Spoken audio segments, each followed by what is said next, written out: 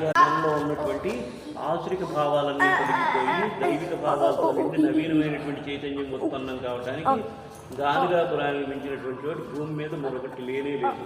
కనుక ఇక్కడ ముఖ్యంగా చేయాల్సింది ఏంటి అంటే చోటు ఎక్కడ దొరికితే అక్కడ ఇక్కడే కూర్చోవాలా అక్కడే కూర్చోవాలా అనేది వైఫై ఇంట్లో అన్ని ఫార్మాలిటీగా వస్తుంది కదా.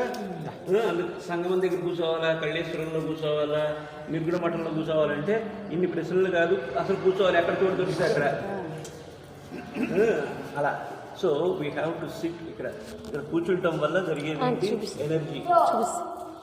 ఎనర్జీ వల్ల మనకు కలిగే లాభం తెలుసా ఏంటి?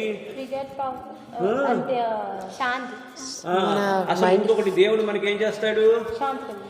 శాంతి ఇవన్నీ తర్వాత కదా. అసలు ముందు మనకేం చేస్తాడు దేవుడు ఏంటో తెలుసా? అసలు you are preparing for examination, you prepared in 100 questions. So మీకు అన్నీ వచ్చు 100. అయితే అక్కడికి వెళ్ళి when you are putting on the paper ఆ గుర్తు రావాలి కదా. రావాలా అక్కర్లేదా? ఆ గుర్తు చేసేది దేవుడే. దేవుడు చేసే పని ఏంటి? ఆ సమయానికి ఆ స్ఫురణని ఇస్తాడనమాట.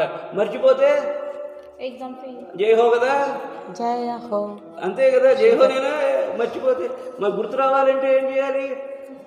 ఓ దండం పెట్టుకోవాలి దేవుడికి. ఇగో బాబు, ఇగో ఇన్ని ప్రశ్నలు చదివాను, ఏవో ఇందులో ఒక 5 వచ్చేటట్టుగా చూడు, ఏదో ఈ పరీక్షలు గట్టెక్కుతాం అని చెప్పి ఓ దండం పెట్టుకుంటే స్వామి చేసే లాభం ఏంటంటే ఆ టైంలో ఆ స్ఫురణని ఇస్తాడనమాట. అది దేవుడు చేసేది అదనమాట లాభం. స్వామి చిన్న